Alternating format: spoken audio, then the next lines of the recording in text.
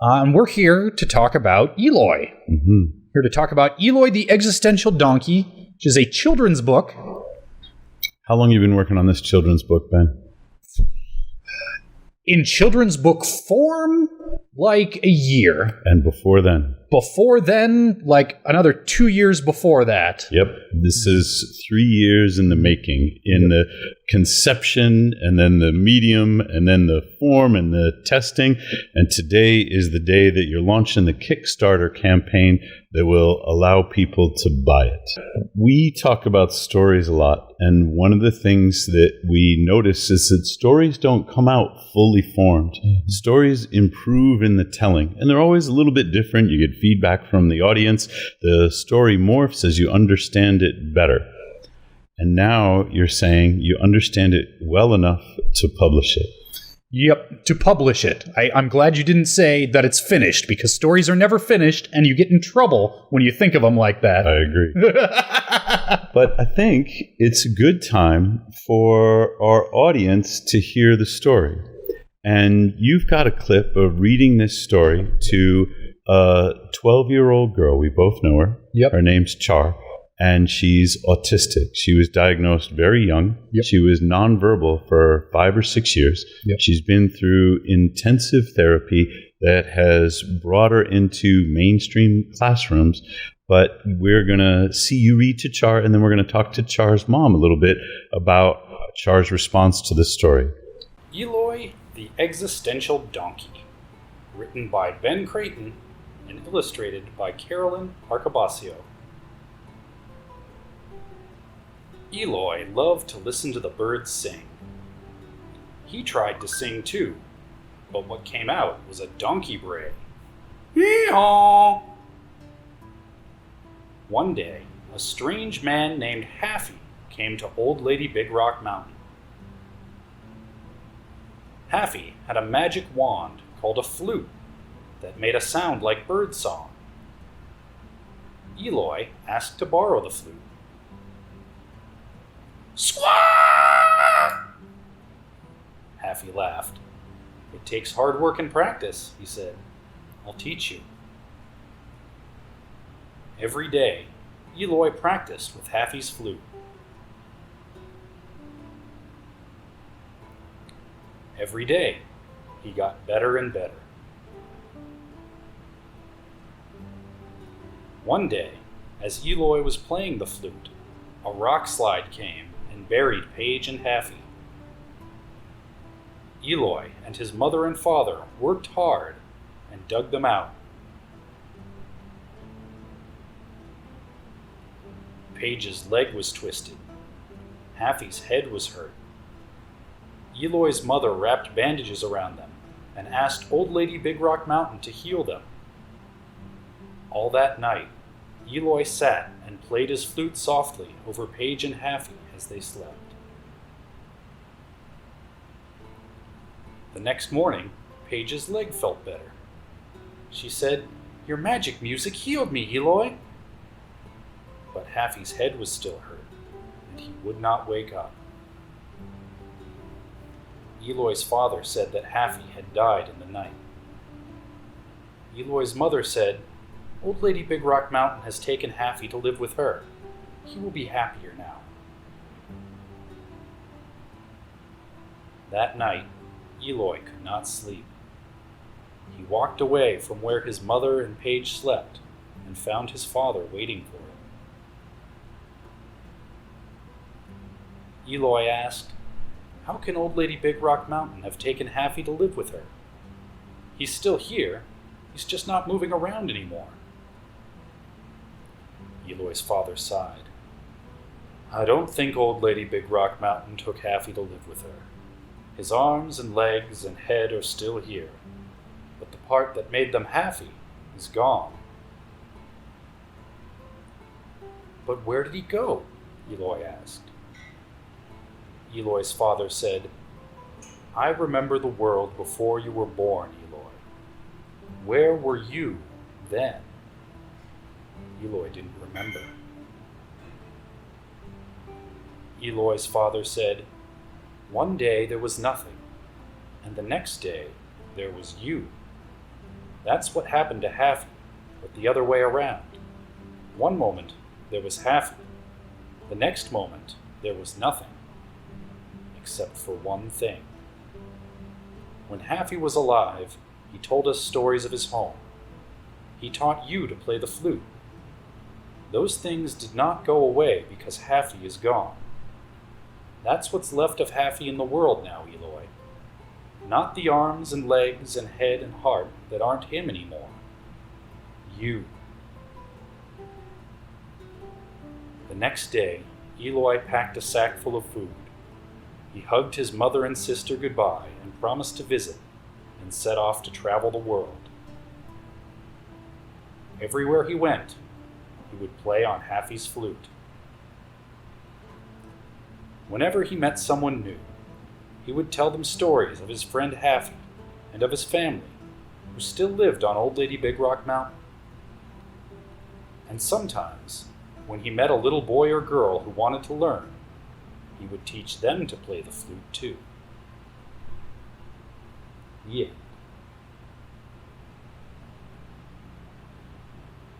The story doesn't take long to create an emotional arc that Char responds to, and the tragedy is written on her face, in her eyes. It's hard for us to know as adults how children are processing the story. Let's check in with Char's mom and let's get some background on Char and see if she can help us understand how Char is receiving it. So for people who don't know, Charlie is 12 and she has autism. And I guess if we're going to use some sort of outdated terms, it's high functioning autism. So she's verbal. She didn't talk till she was 5 or 6. But so she's come a long way since then, but she sort of has these underlying autistic traits. And I think a lot of people think of autistic kids as sort of emotionless. Mm-hmm. And when in fact, my experience is for a lot of them, it's the opposite. They're actually like highly sensitive and highly emotional. So my reaction to watching her react to that story, the first thing is that she's also, like a lot of autistic kids, has high levels of anxiety. Mm-hmm. And to like accommodate that anxiety, she can't suppress it. It's in her education plan at school. She flaps her hands and she has to have access to like self-stimming behaviors to calm herself down. Mm-hmm. And as I watched her, this is part of why I think your book is so special, because as I watched her react to it, that wasn't happening. Mm-hmm. So what that said to me is that she was able to like process the emotions without turning on the anxiety, which is pretty incredible. Yep. And then she also flees. She'll also run away. If like me and sisters are having a conversation, and mind you, I have 4 teenage and preteen daughters. There's a lot of tears in this house. Charlie doesn't like tears. So she will either say, stop talking about that. Can I leave, please? Like she will not, like you saw, like she won't ask. She'll flee the scene. Right. And that didn't happen either. So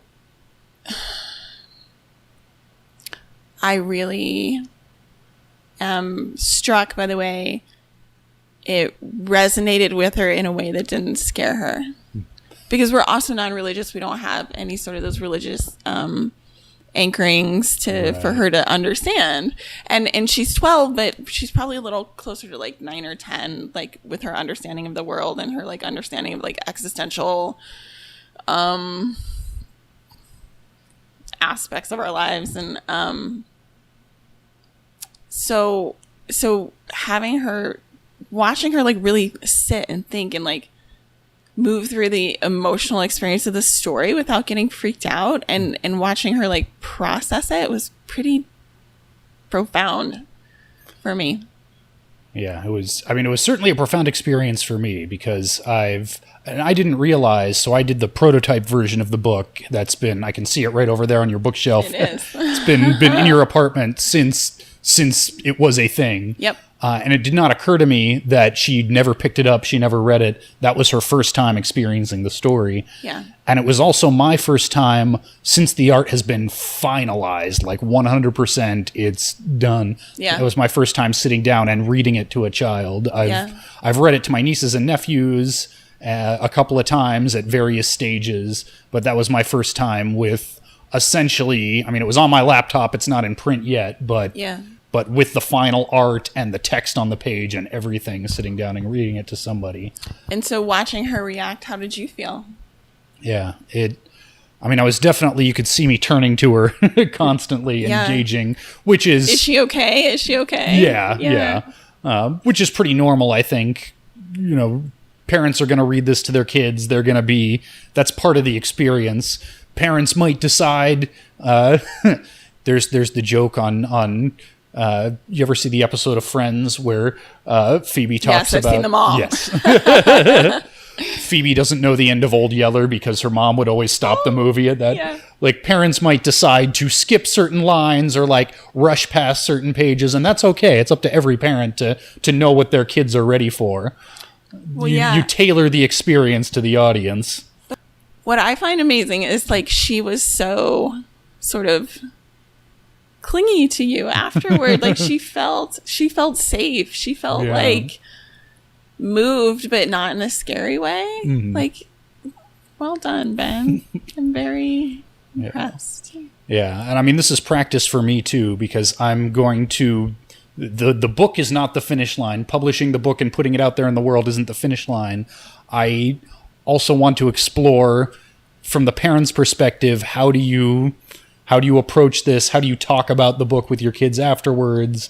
There's a lot more writing for me to do. And before I can do that, I need more experiences like reading it to Charlie. Absolutely. Seeing how actual kids react to it.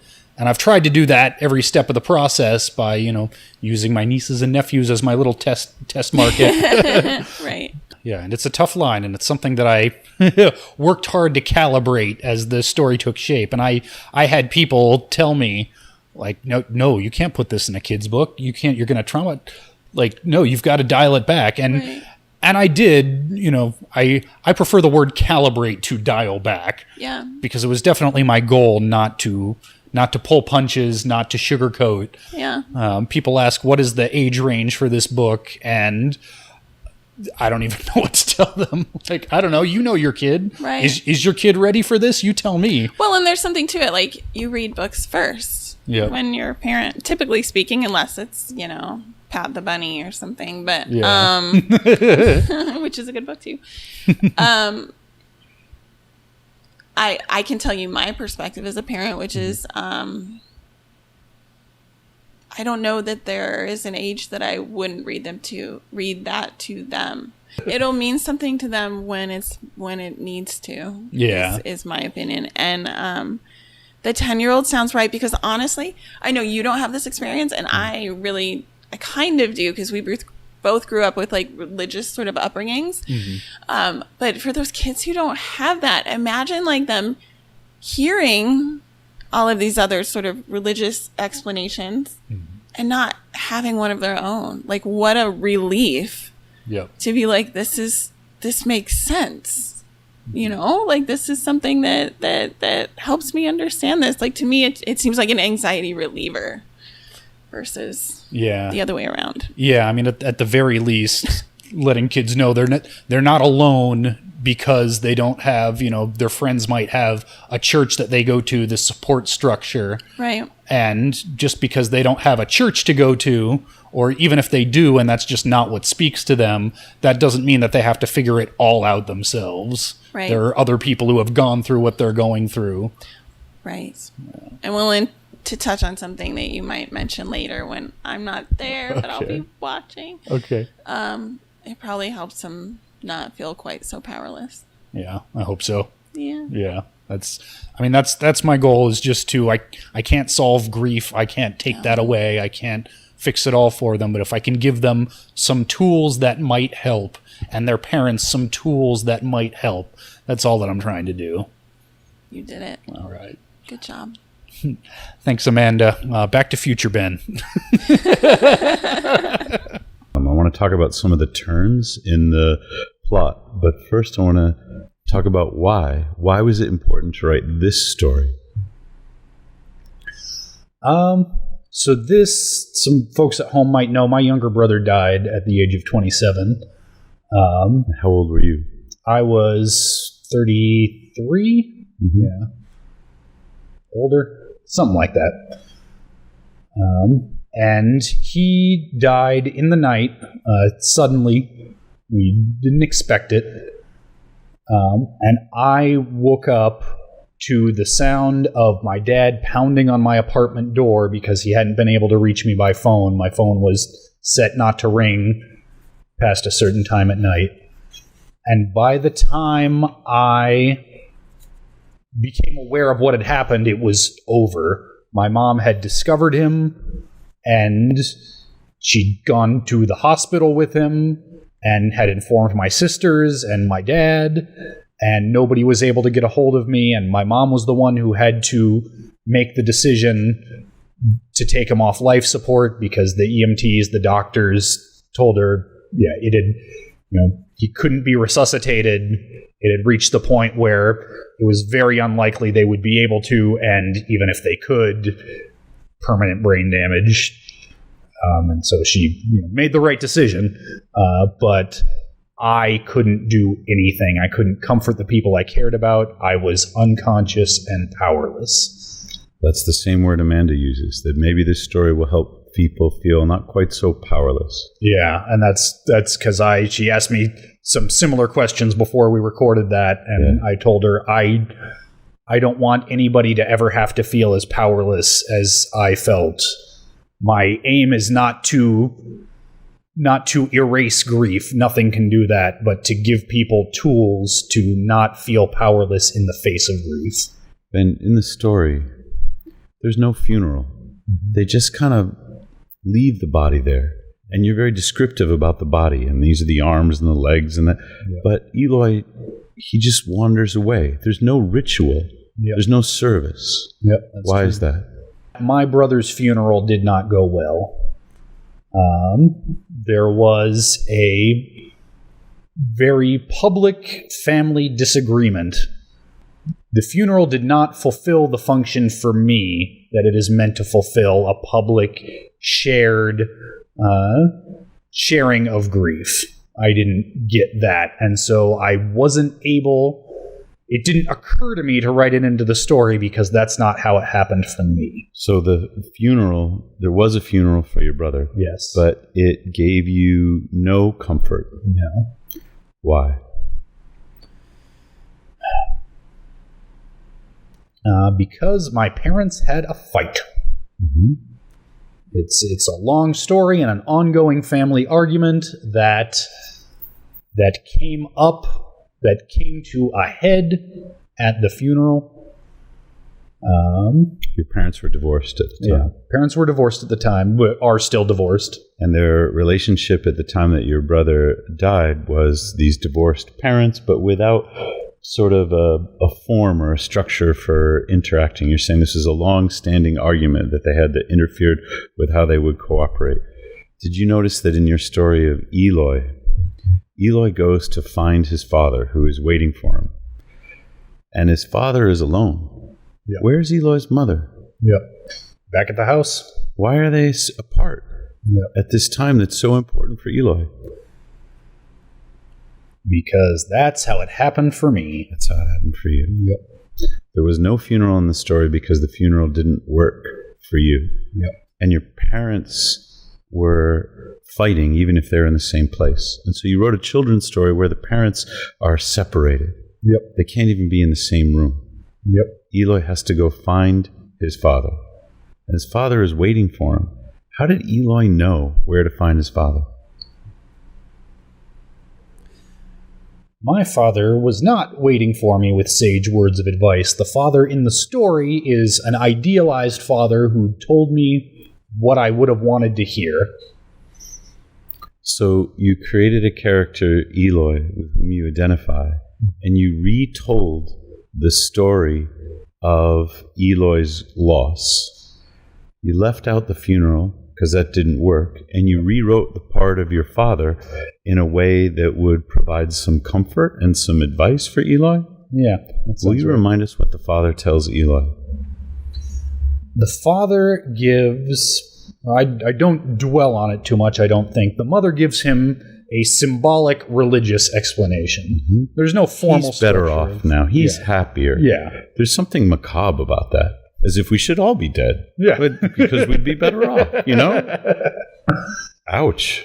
Yeah. The father gives Eloy a mission. He doesn't know what the mission is, but he says, what is left of the person you cared about in the world is in you now. Haffy is no longer around to travel the world and teach people the flute, which was what he was doing with Eloy at the time he died. So Eloy takes that mission up. What did your brother teach you? My brother was not an inspirational figure for me in the way Haffy was. He was not. Haffy is an older character with knowledge to pass on. My brother was younger. Haffy's a teacher. Yep.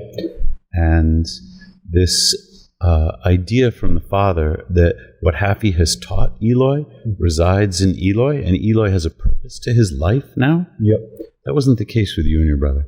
Your brother wasn't an authority figure or a teacher or a coach in your life. You rewrote the deceased for your story. Yeah. How come? I loved my brother. I love my brother. My brother had Klinefelter's syndrome. It's very rare. It was so rare, I couldn't find a reputable charity dedicated to it to donate to after he died. It's a genetic disorder that has a number of potential effects. One of those effects is low testosterone, which has its own knock-on effects. It affects motivation. It affects weight gain. My brother was overweight. He had a job. He lived with our mother at the age of 27. He didn't do much. He stayed in his room and played video games and watched cartoons. In the story, it's not Haffy who becomes the deceased. It's not Haffy who's defective. It's Eloy. Eloy has the genetic defect because Eloy can't sing. He just makes an obnoxious sound that irritates Char's sensory processing systems. Your brother was the one with the genetic defect, but in the story, Eloy's a donkey. Why reverse the roles? My brother was a cautionary tale for me because I wish he had done more with his life. And that's because that is an exaggerated version of the things about myself that I want to change or correct. Do you carry the gene for Klinefelter's? No. So you can't pass it on to your children? No. It's not hereditary in that way. You just said that it's a fluke. Your brother was a cautionary tale. And in that respect, what is he teaching you? So I don't have Klinefelter's, I won't pass on Klinefelter's, but I certainly understand the impulse to stay in one's room and not do a whole lot. Yeah. I certainly understand the impulse to eat poorly, to not exercise, to not accomplish much. You know from some of the books that we've read, including The Body Keeps the Score by Besser van der Kolk, maybe some of the books that you haven't read by Peter Levine on trauma, you know that as human beings who experience trauma, we feel a compulsion to relive the trauma from a position of control. When you created a character for a tabletop game and you changed who has the defect, you changed who dies, you changed the relationship with the father, I see you role-playing from a position of control your trauma. Does that sound right to you? Yeah. We didn't touch on it much in the story, but in the tabletop version of the character, he was very, very good at dealing with grief. Mm-hmm. And that was very much aspirational. Boy, I wish it were this easy for me. So Eloy's father tells him that this gift lives on him. He doesn't tell Eloy to leave. Nope. Why does Eloy leave? Because it's what I did. Tell us what you did. Yeah. So I moved to Dallas and started a YouTube company with some friends. I moved around a lot as a kid, Army brat, was always with my family. And when my family settled in Tucson, Arizona, I went to 4 hours away to Flagstaff to college and then moved right back and was always in the same city as my family. And when I moved to Dallas, that was the part of the hero's journey where the hero packs up and leaves town and goes to the other world, the underworld, or wherever to find the knowledge and bring it back. I knew you pretty well then. And I remember that part of your life. Mm-hmm. And we had a conversation that I am not proud of. And you and I remember this conversation differently. Thank goodness. Tell your version. I don't think I want to. Okay. But as I recall, I was irritated at you. And irritation became frustration. And frustration became a full-on temper tantrum. At some point, you weren't editing a video the way as fast as I wanted you to, or something like that. And you said, well, maybe this whole video editing thing isn't for me. I'm going to go back to the courthouse. And that's what moved me to frustration, because I saw you in a different way, so much better than working for $12 an hour at the courthouse. And I criticized you, and you said, Tom, I'm going through a lot of shit. I said, no, you're not, Ben. You're too busy not going through your shit. And that's all I really remember. So I remember some details differently. I do remember you saying you're not dealing with it, you're wallowing, or something to that effect. I also remember you saying, Ben, you've got this image of yourself as this guy who kind of works this shit job that he doesn't like, and that's okay because it lets him pay the bills while he does things that he actually cares about. And that's not you. You're the guy who goes to conventions and stands up in front of 1,000 people and makes them laugh. You're a motherfucking rock star. So give yourself a little credit. It wasn't all kicking Ben when he was down. It was some building him up too. There was a mix there. I do remember saying that I wish someday you would see yourself the way I see you. And then you moved to Dallas and you started running Team 4-Star. Yep. And you turned it into a terrific success. It wasn't until after you were done with Team 4-Star that you really started to concentrate on the children's book. Yep. Will you tell us about that?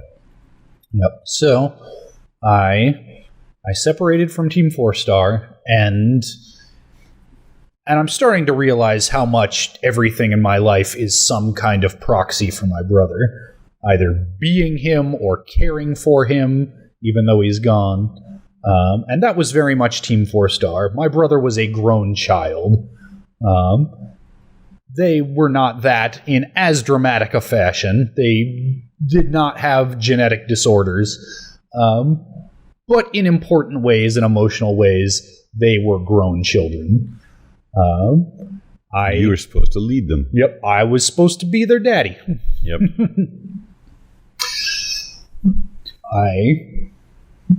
I now spend my Saturdays working with a young man with Down syndrome. He's, I think, 23, but he is a grown child. He does have a medical disorder. He is overweight, and when I see him, all I see is my brother. Mm-hmm. So you were working with Team 4-Star, and you saw a new tribe, a new family to belong to. You said that Eloy, he goes out into the world and he shares the flute, he shares his talent, he shares his creativity with the world. And you said that's because that's what I did. Then you've written the children's book. Ben, it seems like you ought to be over all this grief by now. Look at all these things that you've done that are related to you're working with the Downs guy, right? Now you're all good, right? Hell no. Why not? I don't know that it's something that goes away, that you get over. Some people, yes, and I've done the reading, I've done the research on that.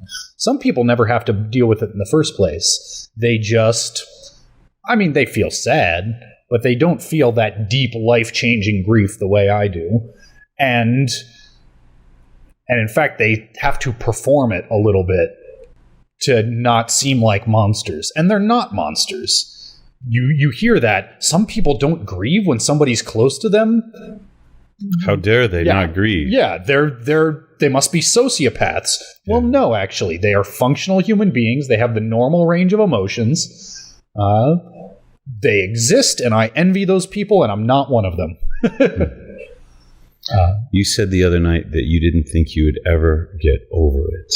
And I said, I disagree. I think grief can be resolved. We had a disagreement about that. Yeah. Do you remember what I said? Remind me. You said, I don't think I'll ever really get over it. I said, you've never been a parent. Yes. And that can change you. I don't know what your experience is going to be like. I've talked to Amanda about her experience. She's written about what parenthood meant to her. You've read for your niece and your nephew. You've created Eloy, and you've written a book for children. You're not writing a book for adults. There is a parental role, as if you were empowering parents to read to their children. And when I became a dad, I can relate to some of the way that Amanda felt too. There was some part of me that wasn't complete. I was ready to be a parent, and bringing my son into the world had some kind of therapeutic effect on me. So I wonder if bringing this book into the world to empower parents is some kind of preparation for you. What I said the other night wasn't, I don't think I'll ever get over it, although that's also true. What I said is, it will never be enough. And so what I'm working on for me is not resolving grief, it's turning it into something useful. It's turning it into things like this book and the drive to work with disabled kids, and that is rewarding. And if I never resolve it, hey, I can be wrong about things. I would love if someday I can hit a finish line and say, well, that grief is resolved. But if that never happens, I would rather some good come out of it than just wallowing in my bedroom. What would good look like? So the reason why I turned this into a children's book, the germ of that idea came from my friend Kenny, who has the same first name as my younger brother, who read something that I wrote on Medium about how much the character of Eloy meant to me and how much I realized that role-playing him at the table was a way of working through my own grief. And he said, Ben, this is fantastic, and I want to be able to read it to my little daughter. Have you ever thought about turning it into a children's book? So it's a book for children, but it is very much a book for parents, because my friend wanted this tool when something inevitably happens to, hopefully, to one of his parents before it happens to his kid, that he will have a tool that will help him talk to his child about what they're going through. One of the things that Amanda said is that Char was experiencing the emotions without the anxiety. And it made me wonder if the story of Eloy allows children to practice emotions in an environment in which nothing bad happens. In some families, children are not allowed to emote, and it's traumatic because they have no way of processing their their negative feelings. They learn to suppress their negative feelings because their parents will punish them. They learn that if they cry, they'll be punished or love will be removed. In this context, perhaps it gives the children the capacity to practice having these emotions without being punished and without their world falling apart. I think that might be where the feeling of powerlessness is mitigated. The idea of experiencing the emotions without catastrophizing them, so that when they do come up, they're not embedded in this anxiety. What's your reaction to that? Yeah, I think so. My reading of Charlie immediately after reading to her, so we didn't get it on film, but Amanda wanted to ask her, what did you think of the story? And she seemed very hesitant to say anything. And I think that might have been not knowing what was appropriate to say. Sure. Because... as if it was a quiz. Didn't know the right answer. Yeah, what she didn't say was, I loved it. Well, obviously everybody loves to hear that your work is loved, but I wasn't exactly expecting, I loved it. It was such a feel-good time. Yeah. But she didn't seem to be able to vocalize that. So what I said was, it's a pretty sad story, huh? She said, yeah. I said, it's okay to feel sad. Yep. And she seemed to do something for her. Yep. Let's talk to Carolyn about some of the colors that she chose and how she created the artwork. Shall we? Carolyn, are you on the line? Hey, yeah, can you hear me? Yeah.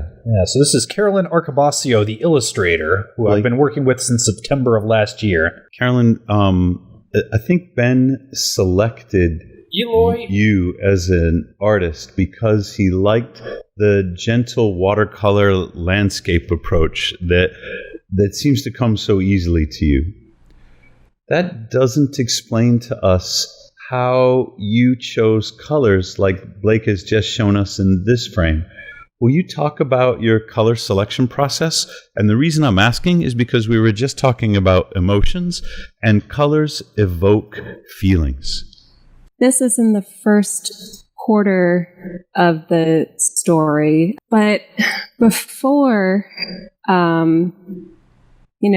before the event of the rock slide in the story, the colors are much warmer and brighter and uplifting. And as you move through the story and we move through Eloy's grief, the colors get much cooler, they get darker. And as he's starting to process and resolve his emotions, they start to warm up again. And in fact, the later spreads are a bit more diverse in color than the earlier ones. So that people can see the world is different. The world is not the same. It never goes back to the way it was. It might rhyme. It might have some of the elements of the way that it was, but Eloy has been changed and the way he sees the world has been changed. Does that sound right? That's right, yeah. I think it's beautiful.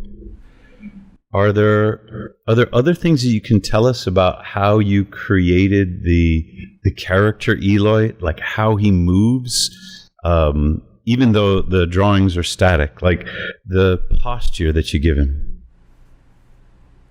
Yeah, so Eloy's basic design, when I first came on board for this project, Ben had actually showed me some existing sketches of fan art of Eloy as the character, so I could have that to sort of to build off of.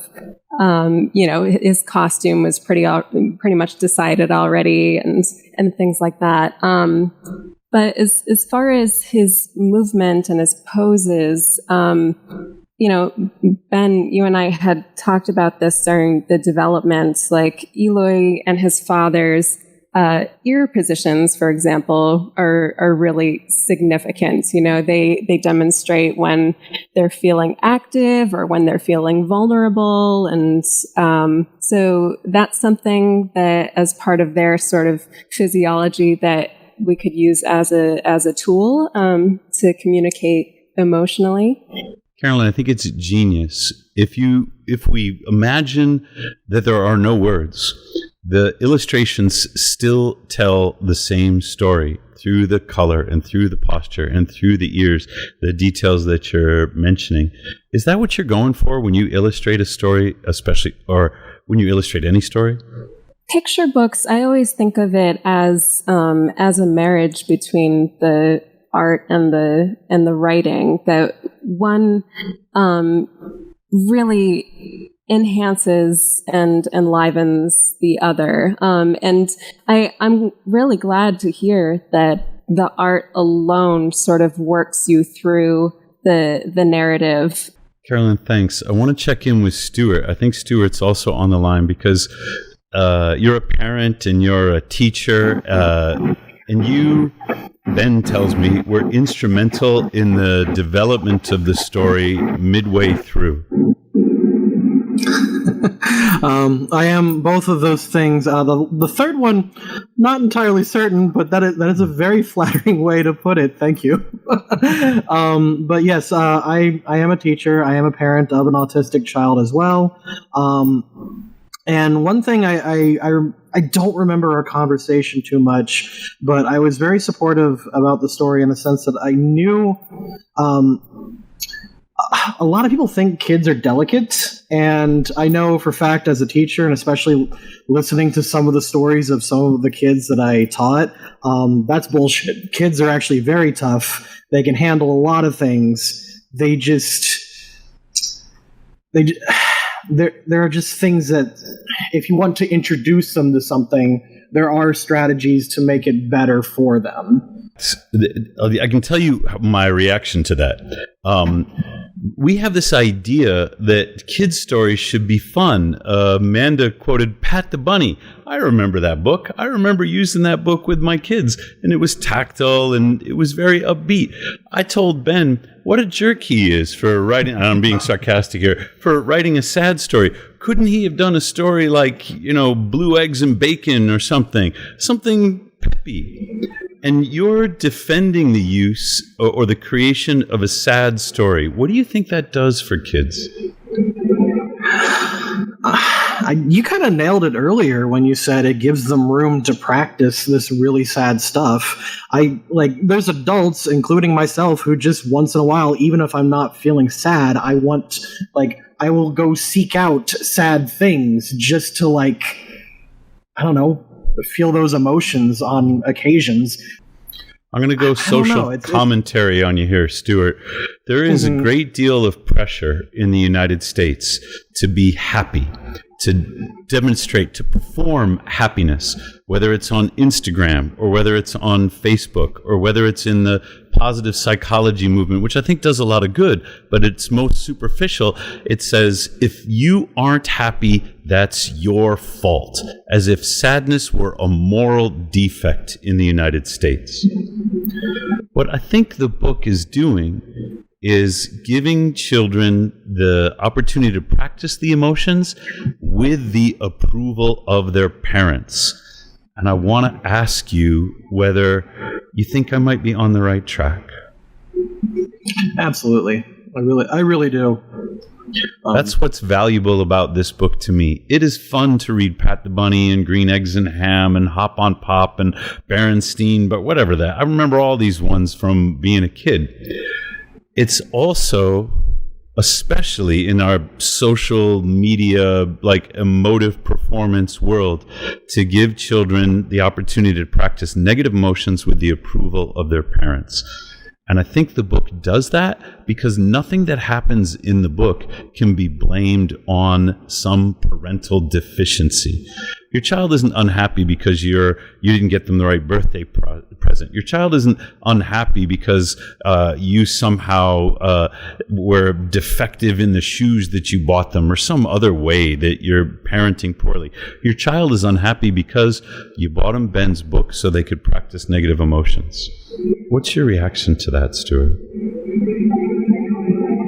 Honestly, that's a great assessment, especially since, like you said, there is this pressure to be happy all the time. So we have a few people in the room, and they've been patiently, like witnessing the whole conversation. And I want to invite the people in the room to join in. We have an audience mic, and Alex, will you introduce yourself? Yes, I'm Alex. I'm a friend of Ben's and a student of Dr. Seager.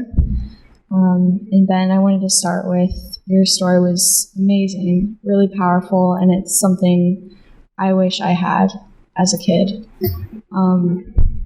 And I wanted to ask, like, if you were to include a funeral in your story, like from a position of control, how would you write it? I did write that scene a little bit. No kidding. My brother, part of the problem, part of the reason why his funeral became a family conflict is because he didn't have a will. There were no instructions. Everybody had to try to guess what he would have wanted. Well, when you're 27, you're not thinking about your fucking funeral. Who knows what he would have wanted? And so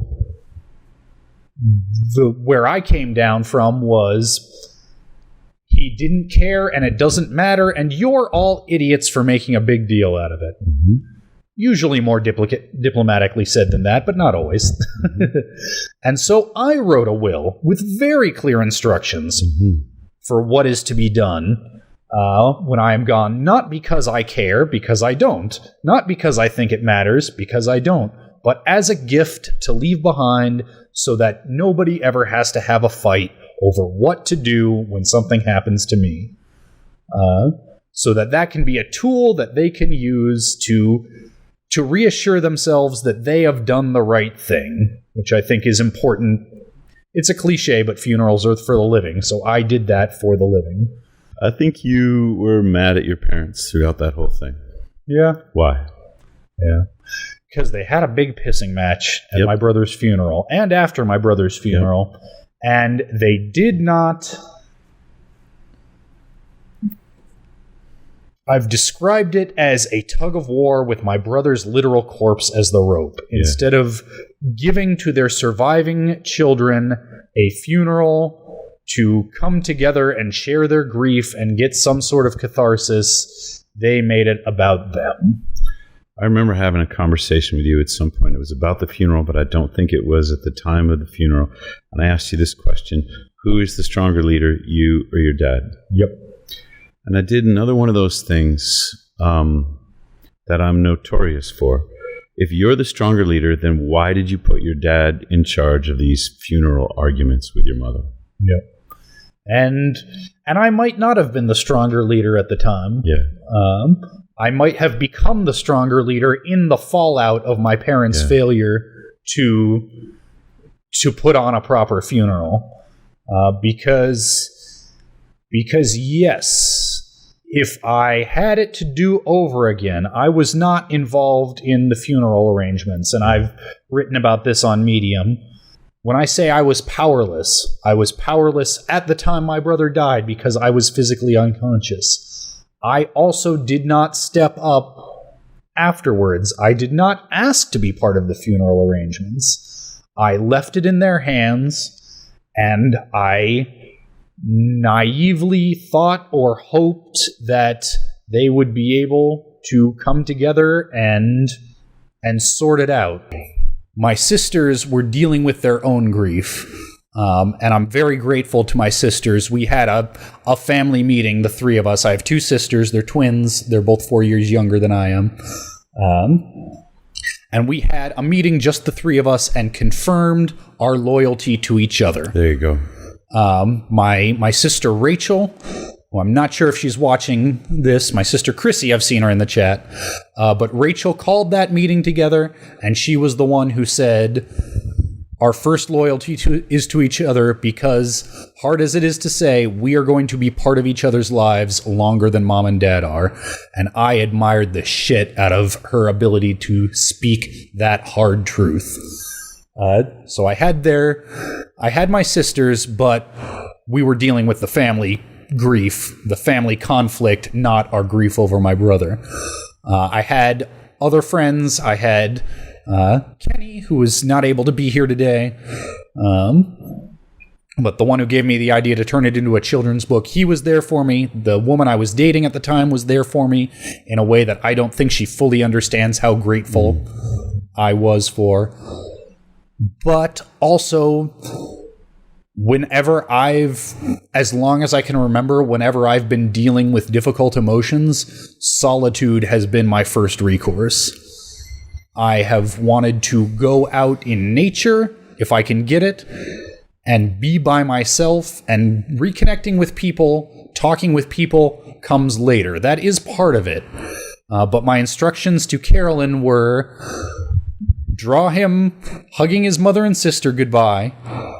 Then there needs to be a page where he is traveling the world alone, and then he can reconnect with other people. Because that's how it's always been for me, since before my brother. You and I are both introverts, and we're very different in this respect. For me, grief is craving reconnection, and for you, it's something that happens in isolation.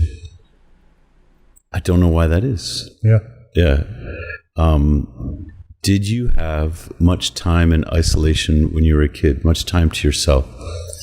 More than you would think, being one of 4 children. I remember moving to Germany, where my dad was stationed on an army base before the Berlin Wall fell, dating myself. And we got to pick out bedrooms. And as the oldest, I don't know if it was made explicit that I got to pick first, but let's get real, I got to pick first. Mm-hmm. And there were 2 bedrooms upstairs. My sisters, poor things, being twins, got shoved in the same bedroom. And so my sisters were in one bedroom upstairs, my brother was in one bedroom upstairs, and there was a basement bedroom, which was cold in the winter and hot in the summer, and I chose it, and I loved it because it was the farthest away from everyone, because when I woke up in the morning, I didn't have to see other humans until I chose to walk upstairs. Gotcha. If it's nurture, it is nurture that came so early that I didn't remember it. It's probably nature. It's probably just the way I am. Alex, you had another comment, will you? Yeah. So you mentioned sharing it with your niece and nephew. What were their reactions to it? So an anecdote that I like to tell people is I wrote this book for my nephew Peyton. Hi, Peyton. He's watching. His dad texted me earlier.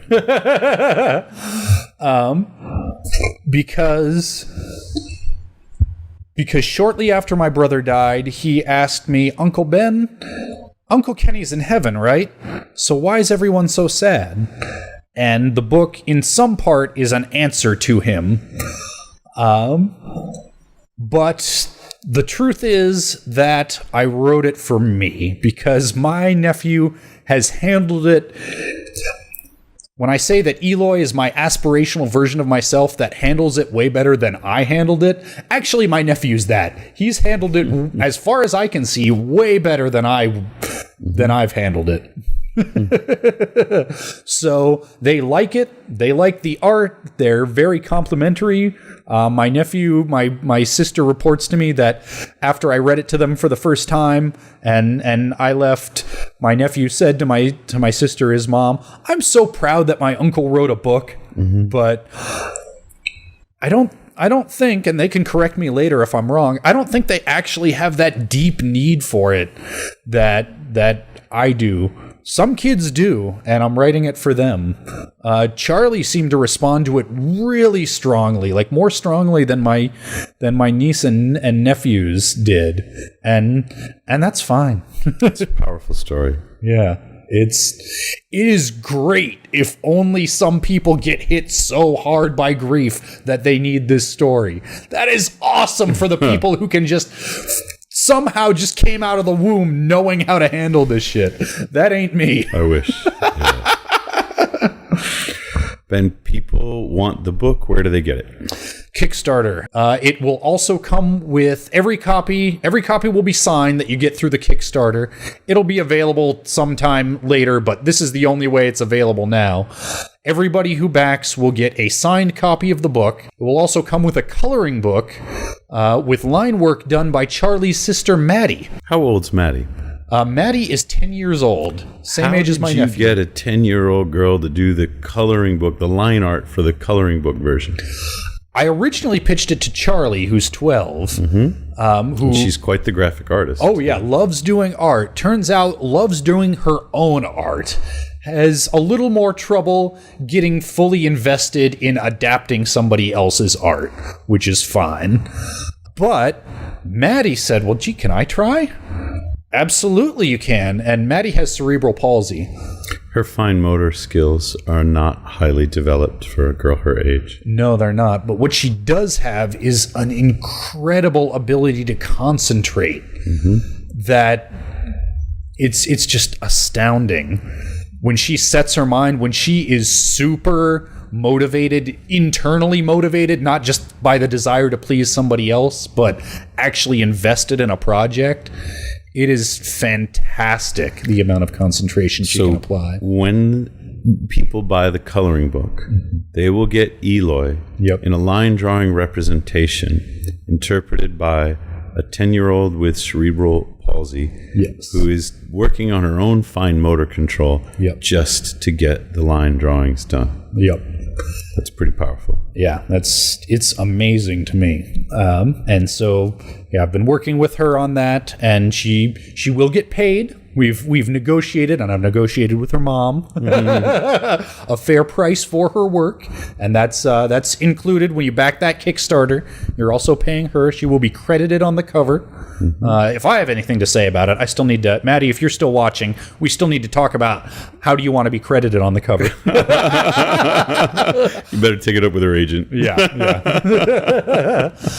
But it will be Maddie's line drawings based on Carolyn's artwork, paired with prompts, things like, and we're still working on this, but things like the page where Eloy hugs his mother and sister goodbye, that paired with a blank page with a prompt that says something like, who comforts you when you need a hug? It's wonderful. Yeah.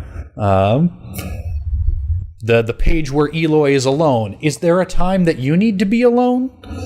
The page where Eloy and his family dig Paige and Haffy out of the rock slide.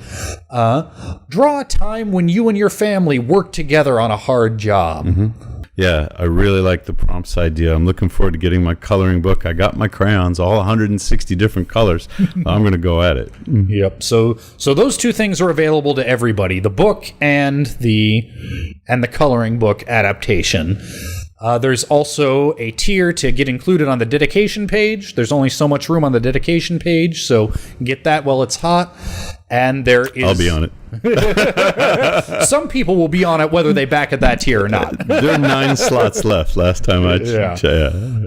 There's also a tier that includes a piece of original artwork by Carolyn. That is limited according to the amount of work that Carolyn is interested in taking on. She has other clients too. And when do we get the next book, the sequel? I have a draft for the sequel. It is only text. It needs a lot of work. It took me from writing a first draft to right now, it took me a little over a year. It'll be a year and a half before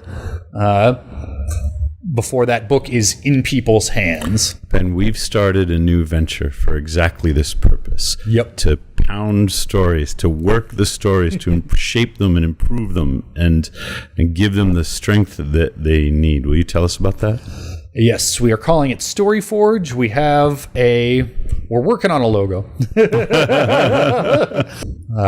Will you share the sequel on Storyforge? Yes, absolutely. Good, because I hope that encourages other authors like Alex to share their stories and Evan to share his stories with us. Hey, Evan. Yeah. Yeah, you will get to see people have this idea that stories spring fully formed, that they exist outside of us and we just need to... No, stories start off as unmitigated crap, and you will get to see the unmitigated crap version, because that's the only version that currently exists of Eloy the Untitled sequel. It's fantastic. Ben, thank you for allowing me to assist you with this launch. Thank you for doing this and making it happen. Thank you, Tom.